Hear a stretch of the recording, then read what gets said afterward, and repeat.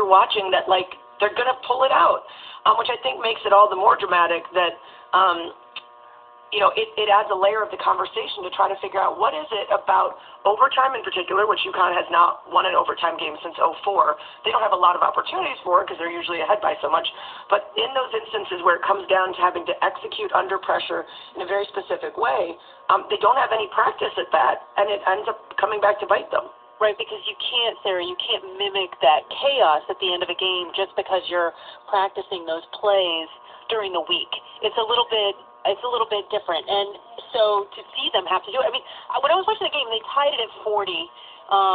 UConn came back from that deficit at the half and tied it at 40. And I was like, well, okay, the universe isn't right again. I mean, I really did think, like, okay, this is where that narrative takes over, where UConn regains control and just never lets it up because that's a place that they're very comfortable with. So to see Mississippi State sticking with them was riveting. Like, it was riveting. And the way that they did it, like, they never backed down. And I think that's what made it so compelling. And we just haven't seen a team be able to do that. You'll get a spurt, you'll get a minute, but you can't sustain it. And that's why this was such a fantastic game. And usually teams can't sustain it because of history. It's almost like a wave of history comes over them when UConn makes a run.